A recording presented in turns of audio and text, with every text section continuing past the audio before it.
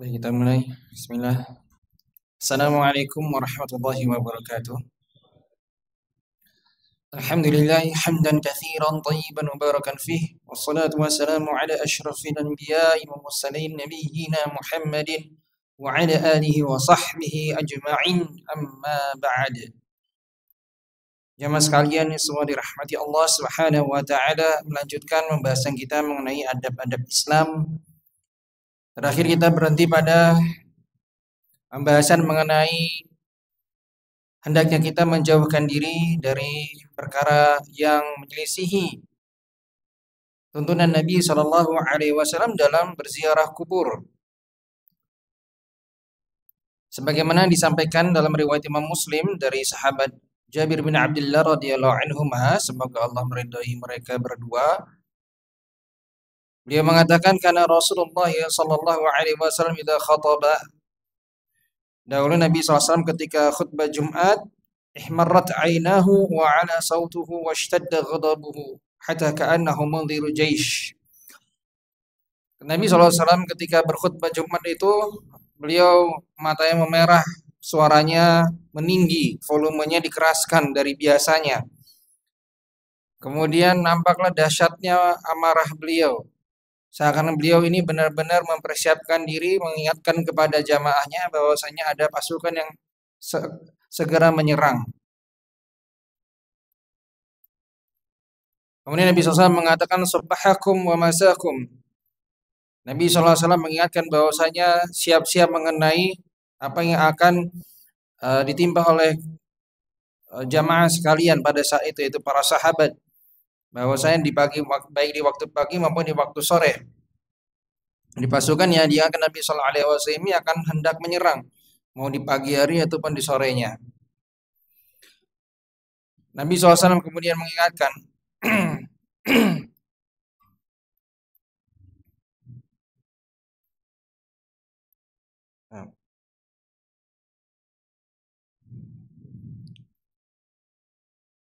dan yang dimaksud oleh Nabi Sallallahu Alaihi Wasallam yaitu mengingatkan para sahabat itu mengenai di waktu sorenya, yaitu mengingatkan bahwasanya azab Allah itu begitu dekat.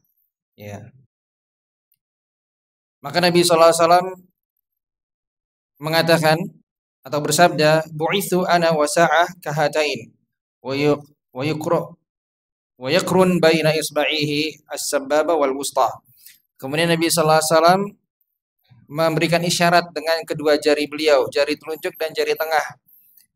Lalu mengatakan Nabi SAW diutus, ya, bahwa Nabi SAW diutus bersamaan dengan datangnya hari kiamat, seperti dua jari jemari ini, ya, jari telunjuk dan jari tengah. Nah, sebagai ulama mengatakan bahwasanya bisa yang dimaksud adalah jarak antara kedua jari ini, yaitu berarti begitu dekatnya. Sebagian lagi mengatakan yang dimaksud adalah panjangnya. Jadi jarak kedua ini dari si panjangnya. Maka juga sama, sangatlah dekat. Ya. Nabi SAW mengingatkan dalam arti lain adalah, ingatlah kiamat ini udah dekat. Ya. Jadi ketika khutbah Jumat mengingatkan kepada akhirat. Ya. Jangan terlena dengan dunia. Ya, jangan terlena dengan dunia, ingat akhirat. Bahwasanya orang-orang yang lalai itu maka azabnya sangat dekat. Jangan sampai tertimpa dengan azab Allah Subhanahu wa taala. Diingatkan di khutbah ini.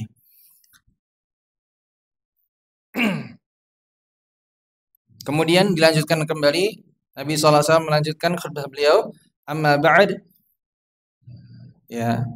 Fa inna khairal hadits kitabullah wa khairul huda huda Muhammadin wa syarrul umuri muhdatsatuha wa kullu bid'atin dhalalah. Yang biasa kita dengar di khutbah Jumat ya, sebagai mukaddimahnya, pendahuluan di khutbah Jumat, yaitu ada ucapan seperti ini. Ini adalah ucapan dari hadis Nabi sallallahu alaihi wasallam. Jadi kalau ada orang yang mengatakan kullu bid'atin dhalalah wa kullu dhalalatin finnar, itu adalah hadis Nabi sallallahu alaihi wasallam. Ya, jadi bukan dibuat-buat. Dan di sini hanya diberhenti pada kullu bid'atin dhalalah. Setiap bid'ah itu sesat. Mari kita terjemahkan dulu apa yang tersampaikan di sini. Fa inna khairal hadits kitabullah, wa sebaik-baik perkataan adalah firman Allah Subhanahu wa taala yaitu Al-Qur'anul Karim, wa khairul huda huda Muhammadin. Dan sebaik-baik petunjuk adalah petunjuk Nabi Muhammad sallallahu alaihi wasallam, wa syarrul umuri muhdatsatuha. Dan seburuk-buruknya perkara adalah perkara yang diada-adakan dalam urusan agama. Nah, ini dia. Dalam urusan agama. Wa kullu bid'atin dhalalah. Dan setiap bid'ah itu adalah kesesatan. Setiap bid'ah itu merupakan kesesatan. Dalam riwayat yang lain biasanya ditambahkan. Dalam riwayat Imam Nasai itu ada tambahannya. Ya. Wa kullu dhalalatin finnar. Dan setiap kesesatan itu berujung pada neraka. Ini semua adalah hadis Nabi sallallahu alaihi wasallam yang dianjurkan untuk dibaca ketika khutbah Jumat. Ya. Maka kalau ada yang nggak senang dengar ini, tiap kali khutbah Jumat bid'ah, bid'ah, bid'ah, dolalah, dolalah. Ya memang begitu karena itu adalah hadis Nabi Shallallahu Alaihi Wasallam. Ya, mengingatkan kepada umatnya untuk apa? Mengerjakan ibadah itu sesuai dengan tuntunan Nabi Shallallahu Alaihi Wasallam. Kalau tidak, maka itu perbuatan yang bid'ah. Kalau bid'ah berarti sesat. Kalau sesat bakal diancam neraka. Kan gitu. Karena kalau bukan petunjuk Nabi Shallallahu alaihi wasallam, berarti petunjuk siapa? Kan tanda tanya. Bisa dipahami, Pak? Makanya di awal dikatakan perkataan yang terbaik adalah firman Allah Subhanahu wa taala. Sebaik-baik petunjuk role model kita adalah Nabi Muhammad Shallallahu alaihi wasallam. Petunjuk terbaik adalah Nabi Shallallahu alaihi wasallam. Apa yang beliau sampaikan, ya sudah kita jalankan. Kita jalani apa yang menjadi ajaran Nabi Shallallahu alaihi wasallam. Ya. Ketika kita mendahulukan petunjuk orang lain, ya, apa yang akan terjadi? Yaitu terjadilah perkara yang diada-adakan dalam agama. Nggak pernah diajarkan oleh Nabi Shallallahu alaihi wasallam, tiba-tiba ada petunjuk dari orang lain. Nggak jelas siapa ini. Nabi bukan, Rasul bukan. Ya, sahabat bukan. Lalu ditiru, diamalkan apa yang terjadi, maka ini terciptalah suatu perbuatan yang diada-adakan dalam agama yang namanya bid'ah. Kemudian kalau bid'ah itu berarti sesat, nggak mungkin enggak. Bid'ah dalam agama itu pasti sesat karena bukan petunjuk Nabi Shallallahu Alaihi Wasallam. Karena sebaik-baik petunjuk, petunjuknya Nabi Shallallahu Alaihi Wasallam. Berarti kalau sudah begitu di suatu kesesatan, tempatnya di mana? Di surga. Di surga apa enggak, Pak?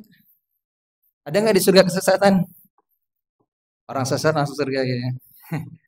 Enggak ada. Berarti di neraka. Maka hadisnya sungguhlah benar apa yang disampaikan Nabi sallallahu alaihi wasallam, wa kullu dhalalatin finnar. Kesesatan memang tempatnya di neraka. Gitu. Dan di sini semua bid'ah dalam agama tidak ada yang baik. Semua bid'ah dalam agama ini tidak ada yang baik. Coba sebutkan apa bid'ah yang baik dalam agama. Mungkin menurut perasaan kita itu baik, bagus.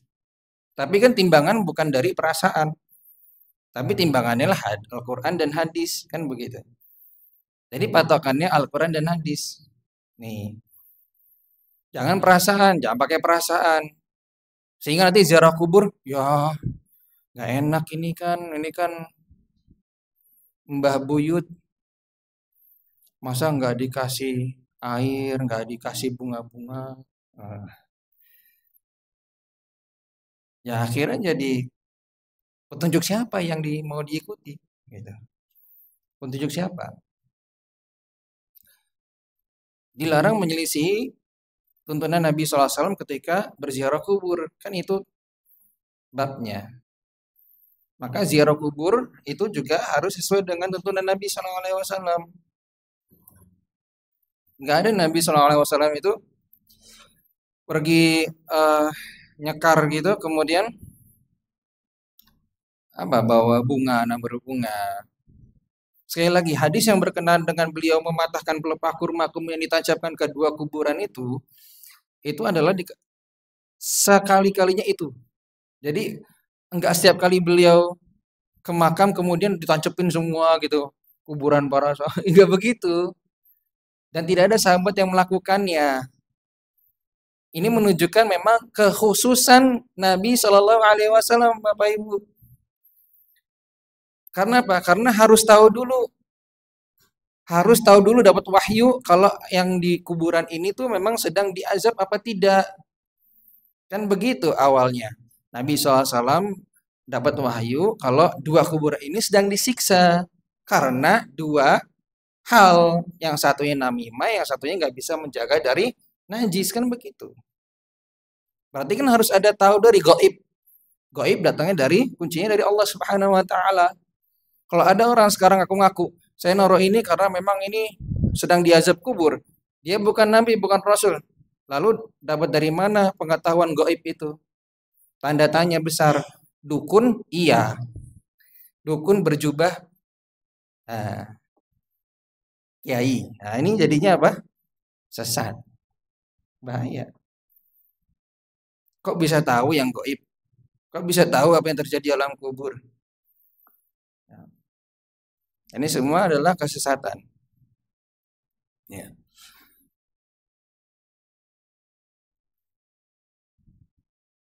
Maka yang paling mudah adalah sudah ikuti apa yang disampaikan Nabi SAW. Makanya Abdullah bin Abbas radhiyallahu anhu, sahabat yang mulia, mengatakan, "Ittabi'u, ikutilah Al-Quran dan hadis ini."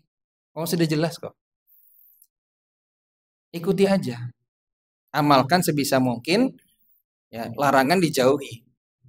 Selesai. Wala tabtadi'u faqad kufitum. Dilanjutkan kalamnya Abdullah bin Mas'ud adalah,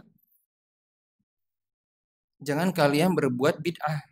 Jangan mengada-ngadakan deh urusan dalam agama ini. Tidak boleh inovasi dalam perkara ibadah kepada Allah Tabaraka wa Ta'ala. Maka Al-Quran dan hadis itu sebenarnya sudah cukup bagi kalian. Itu. Jadi nggak perlu nambah-nambah lagi.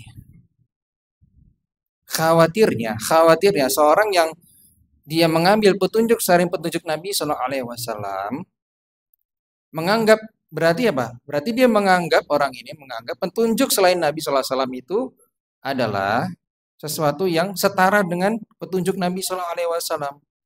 Sama-sama bagusnya, ya petunjuk Nabi bagus, tapi petunjuk orang ini, kiai ini, ustadz ini, wah ini juga bagus, semuanya ya boleh diamalkan. Ini nggak bisa. Bahaya, ini terancam adalah keluar dari agama Islam. Apalagi sampai mengatakan petunjuk orang lain lebih unggul daripada petunjuk Nabi SAW. Nah, ini lebih parah tentunya. Karena sudah ditetapkan di sini, wa khairul huda Muhammadin. Sebaik-baik petunjuk adalah petunjuk Nabi Muhammad sallallahu alaihi wasallam. Ya. Maka kita perlu mengetahui bid'ah ini tuh apa? Ya, perkara baru dalam urusan agama, itu paling mudahnya kan begitu. Ya.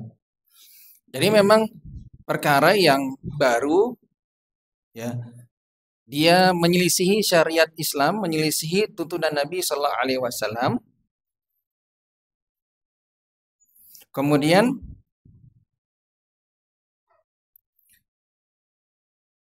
dalam urusan agama, nah ini dia dibatasi, ya, dibatasinya itu. Perkara baru dalam urusan agama tidak ada tuntunan dari Nabi Sallallahu Alaihi Wasallam. Artinya menyelisihi tuntunan beliau. Ini adalah perkara bid'ah, gampangnya seperti itu. Berbeda halnya kalau misalkan ada terhalangi. Misalkan memang zaman dulu teknologi tidak secanggih sekarang. Betul ya Pak Bu ya? Betul nggak? Saya pastikan dulu nih, nanti jangan-jangan nggih aja nanti. Kita harus sama-sama paham dulu. Baik, teknologi tidak secanggih sekarang. Kita semua sepakat. Terus Nabi Shallallahu Alaihi Wasallam pada masa itu tidak pernah menyuruh Bilal, ya sahabat yang mulia, azan dengan mikrofon.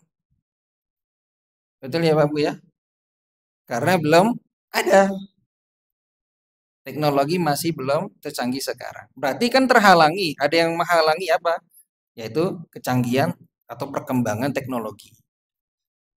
Sehingga tidak diamalkan di masa Nabi, memang nggak ada, wujudnya tidak ada. Ada di masa sekarang, teknologi semakin canggih. Nah, ada mikrofon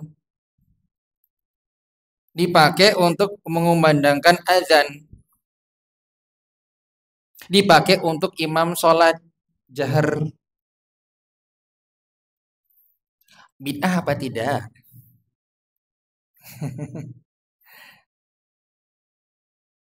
Bid'ah dalam urusan agama atau tidak? Kamu sih ragu-ragu ini kayaknya.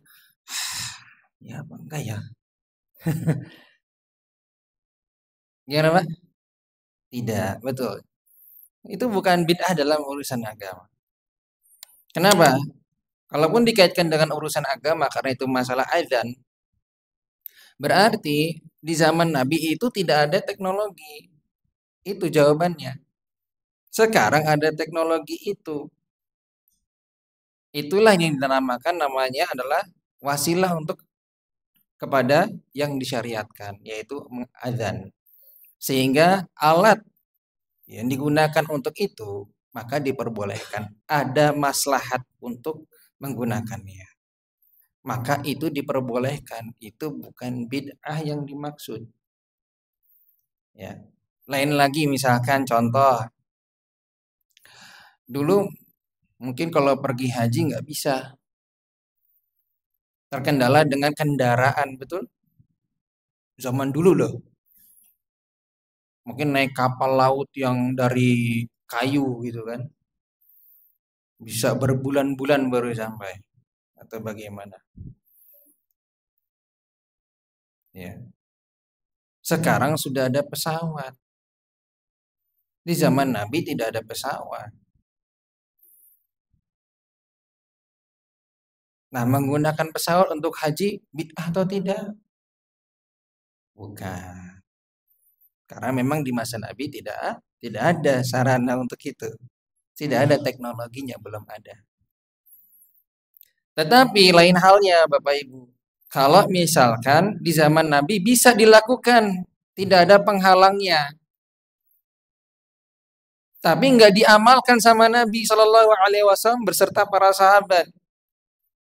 Tiba-tiba dikerjakan di zaman ini.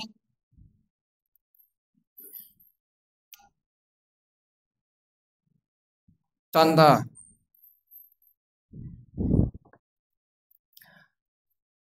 apa Pak contohnya? Kita mengambil contoh sederhana. Maulid Nabi, karena sebentar lagi kan ya. Rabiul Awal. Maulid Nabi. Bukan kelahirannya ya. Jangan sampai salah ini. Yang kita bahas bukan kelahiran Nabi, ya kelahiran Nabi ya. Alhamdulillah itu keberkahan yang luar biasa, bukan itu. Tapi acaranya, acara Maulid Nabi.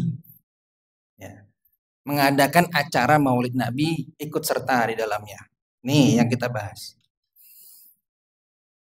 Ada nggak di masa Nabi SAW? Gini, kita mikirnya tadi kan ada penghalang teknologi. Nah sekarang teknologi kan nggak butuh. Acara Maulid kan tidak perlu butuh teknologi apa-apa. Isinya baca tentang sirah mungkin, zikir atau apapun itu. Nabi SAW bisa nggak di zaman itu mengadakan acara maulidnya Nabi SAW sendiri? Bisa nggak Pak Bu? Ngundang sahabat, yuk kita zikir berjamaah. Terus Nabi SAW menyampaikan tentang kisah-kisah mungkin di orang-orang di zaman Nabi-Nabi sebelumnya. Bisa nggak? Ngambil ibrah dari situ. Bisa. Nabi SAW hidup cukup lama bersama para sahabat. 40 tahun diangkat sebagai Nabi, meninggal 63 tahun usia Nabi SAW. Cukup lama untuk bisa melakukan itu. Kalaupun disyariatkan yang di masa misalkan terjadi di masa Madinah, ya 10 tahun. Itu waktu yang lama untuk mengadakan maulid dan mampu Nabi SAW. Para sahabat yang cintanya luar biasa kepada Nabi SAW kalah kita cintai sama Nabi. Lewat. Kita nggak ada apa-apanya cinta sama Nabi mungkin rendah sekali dibanding para sahabat yang mulia. Radhiyallahu anhu. Mereka akan mampu cinta sama Nabi. Mereka paling terdepan untuk mengadakan itu. Acara maulidan. Ya. Tapi tidak diamalkan. Kenapa? Kan tanda tanya. Kenapa? Jadi ini namanya adalah kita sedang mengamalkan, kita ini bertanya seperti itu adalah penalaran kritis Bapak Ibu yang sedang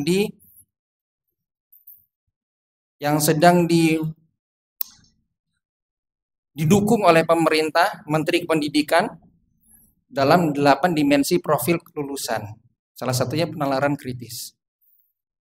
Kurikulum Merdeka. Berarti kita diajak untuk berpikir kritis. Kenapa Nabi SAW tidak melakukan itu? Kenapa para sahabat tidak melakukan itu?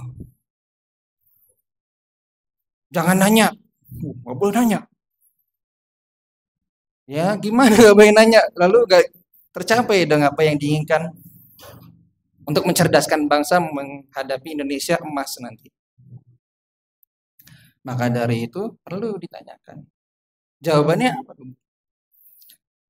Kira-kira jawabannya apa, Pak? Kenapa Nabi SAW nggak mengamalkan itu?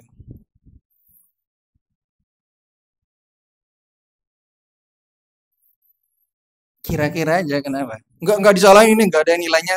Wah, nol ini. Kira-kira saja.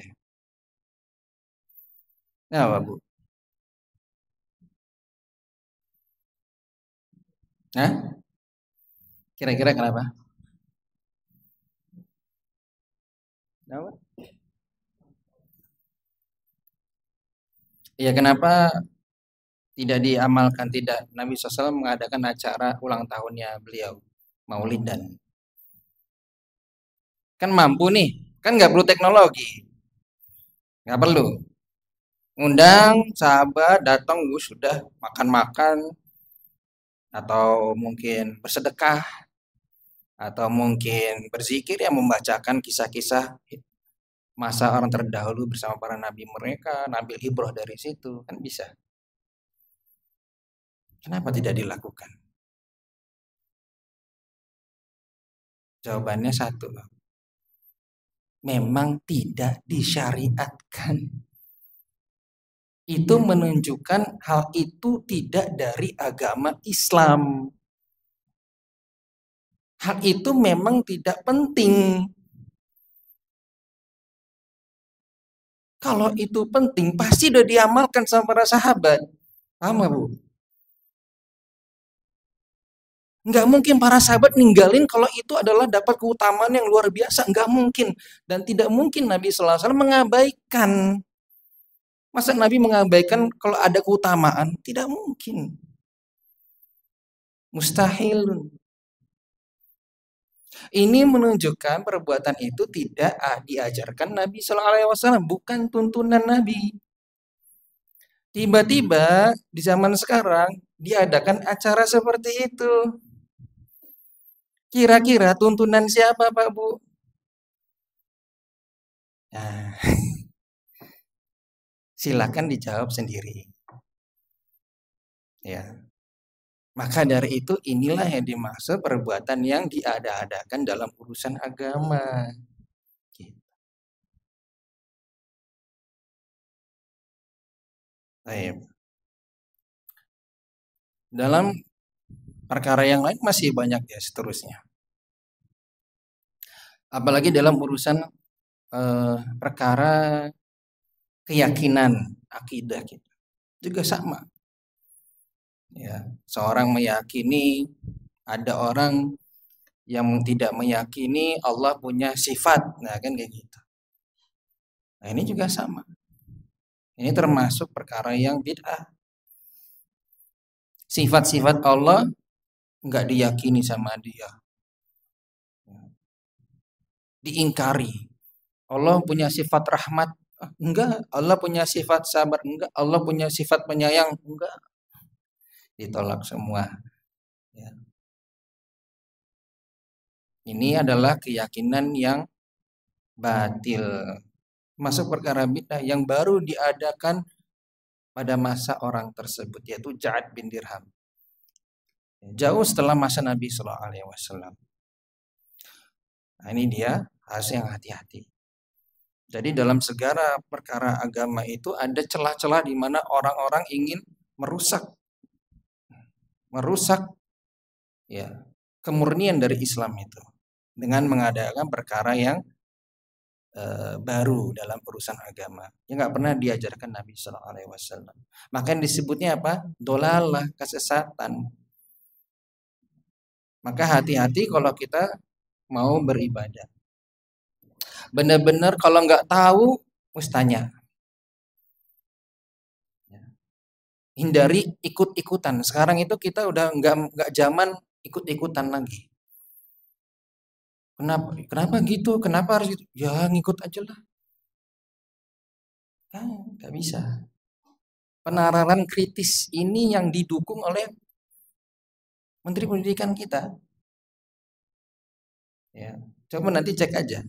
Kurikulum Merdeka, pendekatan deep learning, ya, pembelajaran mendalam. 8 dimensi profil, prinsipnya adalah 8 dimensi profil. Salah satunya penalaran kritis.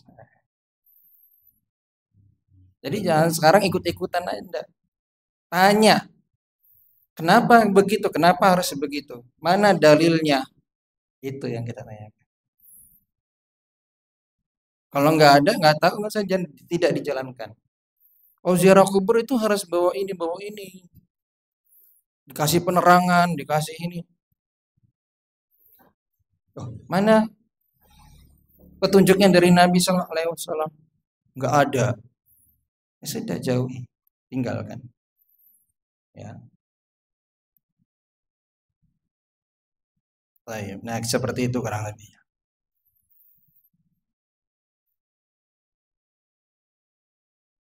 Kemudian kita lanjutkan ada yang berikutnya.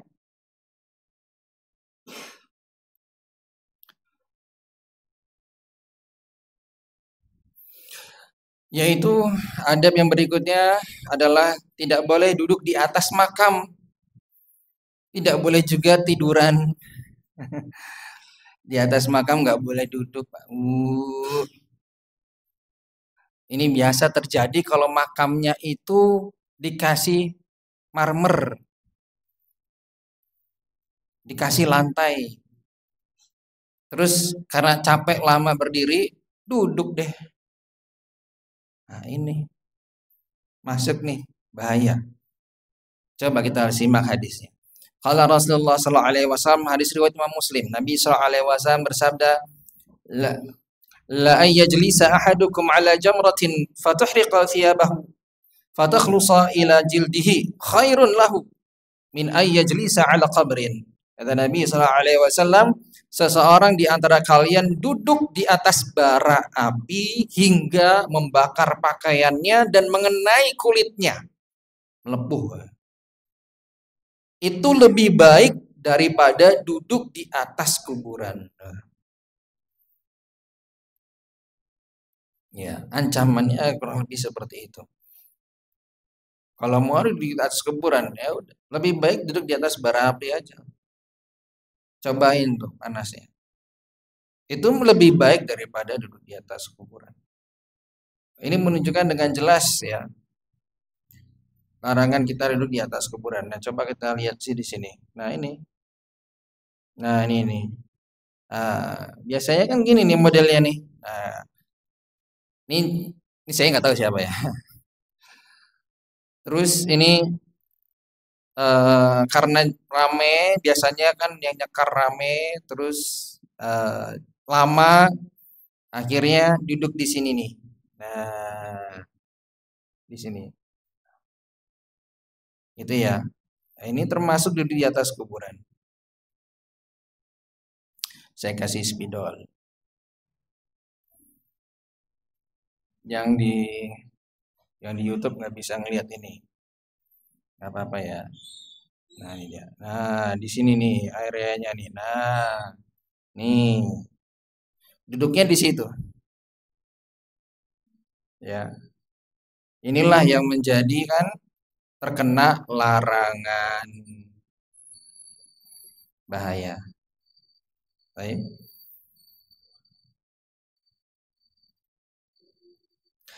Ditambah lagi itu kebiasaan adalah menabur bunga. Akan ada bunga-bunga di situ. Ya. Sekali-kali tanya kalau misalkan nyakar ada yang nabur bunga itu tanya kenapa?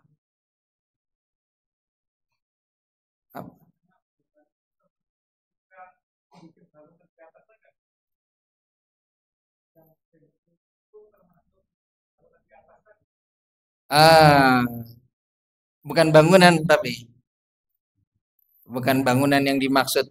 Tetapi kalau ini kenanya adalah mungkin eh, ya tidak sesuai sunnah saja. Karena sunnahnya itu adalah di hanya apa namanya tanah aja gitu, ditinggikan sedikit. Gitu. Kalau bangunnya nanti itu bangunan, bentuk bangunan ada kubahnya, ada itunya seperti itu. Baik. Nah, termasuk ini nih. Nah, ini nih. Batu nisan ini sampai ditulisin nama-namanya. Ini ada larangannya tersendiri. Ya. Cukup batu nisan sebagai tanda selesai. Ketika ditulis-tulis itu tanggalnya, ya kan, namanya. Ini terkena nanti larangan tersendiri. Cukup tanda aja batu nisan tanda sudah. Ini kuburan loh. Selesai. Ya, baik.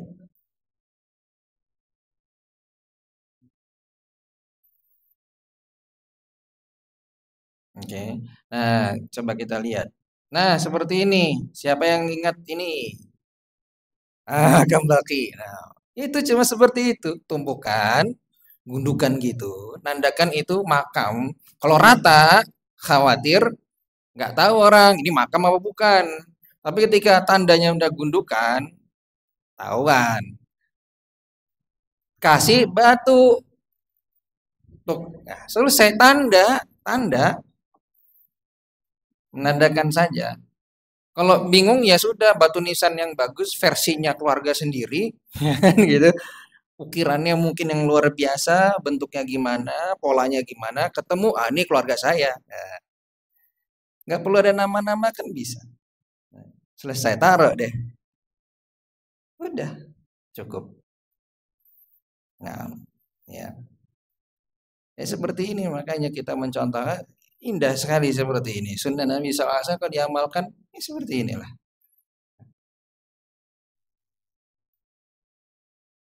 Coba bangun ini berapa kira-kira nih? Ini batunya dia udah luar biasa ya. Ya, Masya Allah. Baik, baik, baik. Kita lanjutkan. Baik. Kemudian, ya, dan kita duduk di atas larangan duduk di atas kuburan itu juga menghormati penghuni kubur itu. Ingat bahwasanya mereka itu meskipun di alam barzakh itu anggaplah rumahnya gitu. Maka jangan duduk sembarangan. Menghormati. Kita menghormati orang muslim baik hidup maupun sudah meninggalnya. Dihormati. Punya kemuliaan tersendiri. Ya, kemudian larangan duduk di atas kuburan mutlak. Oh, dalam apapun itu. Kemudian yang paling penting dari yang tadi termasuk apa yang Nabi SAW sampaikan tadi di bab sebelumnya. Yang menarik adalah Nabi SAW itu mengajarkan sesuatu menggunakan isyarat dan contoh yang real. Gitu. Perbandingannya itu ada. Jadi kalau yang bab sebelumnya adalah menggunakan isyarat jari, nah gitu. Ini kalau ngajarkan orang pakai gini, itu akan lebih mengena. Akan lebih bermakna sesuai dengan deep learning yang kurikulum Merdeka ini. Yaitu pembelajaran yang bermakna, meaningful. Kenapa? Karena diajarkan dengan isyarat begini coba. Orang kan, iya ya kiamat sama Nabi SAW itu deket juga gitu. Dengan adanya perbanding atau dikasih contoh seperti ini akan lebih mengena.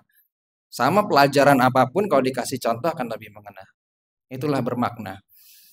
Kemudian di sini beliau Nabi SAW memberikan permisalan, perbandingan.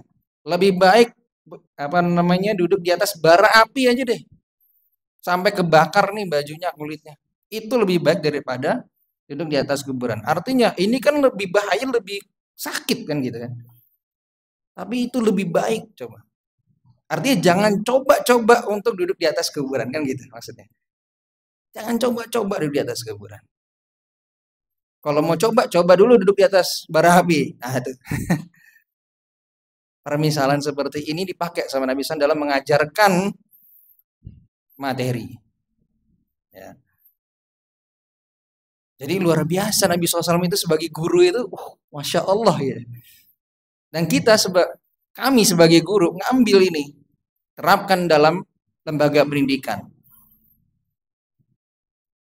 Nah, dan mudah-mudahan dengan itu akan lebih memudahkan dipahami oleh peserta didiknya. Nah, seperti itu.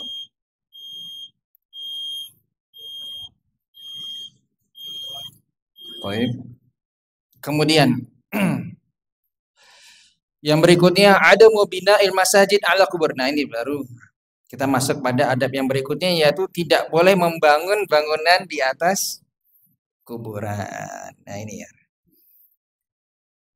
Nah, jadi kisahnya ketika itu Nabi Shallallahu Alaihi Wasallam sudah mendekati ajalnya. Ya. Lalu Nabi SAW bersabda, "La'natullahi 'alal yahudi wan nasara, ittakhidhu qubur anbiya'ihim masajida." Nabi SAW memberikan wasiat penting di akhir hayat beliau.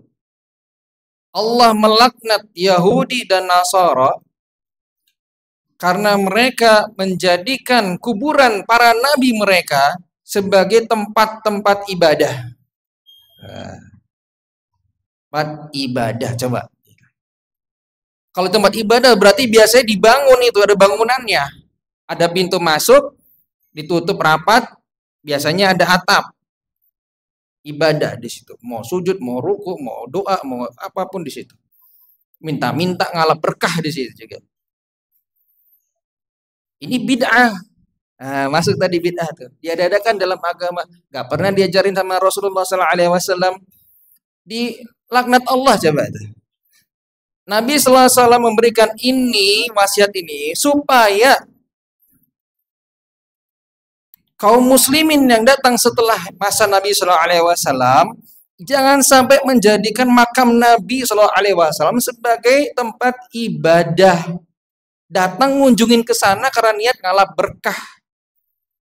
Bukan yang lain, tapi karena pengen ngalap berkah di kuburan Nabi SAW.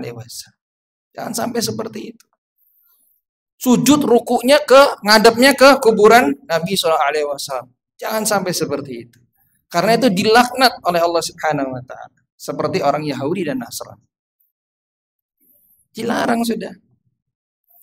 Tapi apa yang terjadi di masa sekarang? Dilarang sama Nabi, kejadian di masa saat ini. Dari zaman dulu. Yuk kita lihat. Real. Nyata. Real. Ini sudah dibangun bangunan di atas makam yang dikeramatkan. Ada bangunan, ada lantainya, ada dindingnya, ada pintu masuknya, ada atapnya. Lihat orang-orang. Sujudnya kemana? Ke kiblat? Enggak. Ke makam. Siapa yang ngajarin ini? Khairul hadi Muhammadin sallallahu alaihi wasallam, sebaik-baik petunjuk Nabi sallallahu alaihi wasallam. Nabi SAW tidak pernah mengajarkan ini. Kalau iya, ada riwayat turun sampai kepada kami, sebagaimana kita semua, sahabat sujud ke makam Nabi sallallahu alaihi wasallam. Siapa yang lebih mulia dibanding dengan Nabi sallallahu alaihi wasallam? Makam ini jelas lewat. Makam Nabi lah yang mulia.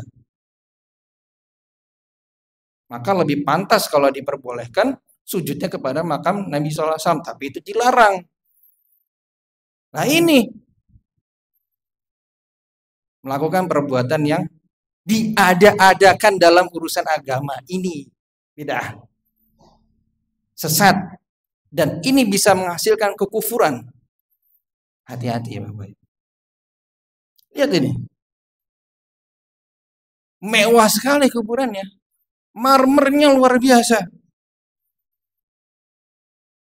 Duduk di situ lama-lama,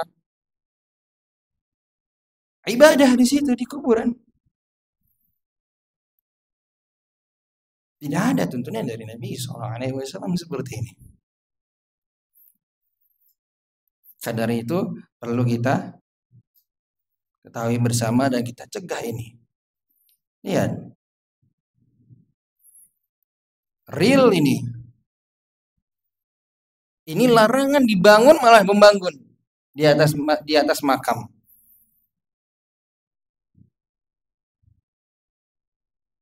Nah,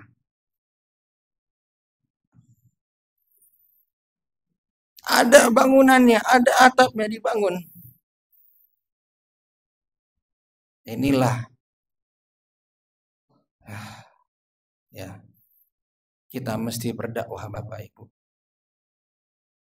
Dakwah kita bukan hanya kepada keluarga, tapi ke masyarakat juga. Masih banyak yang belum tahu. Maka apa yang kami sampaikan di sini mudah-mudahan tersampaikan dengan baik dan itu bisa menjadikan ladang dakwah untuk Bapak Ibu semua. Sebarkan ini kepada masyarakat yang lain. Baik. Mungkin demikian yang bisa kami sampaikan pada pertemuan kali ini. Allah a'lam bishawab. Jika ada yang pertanyaan mungkin setelah adzan, subhanakallah wa bihamdika asyhadu an la ilaha illa anta astaghfiruka wa atubu ilaik. Wassalamualaikum warahmatullahi wabarakatuh.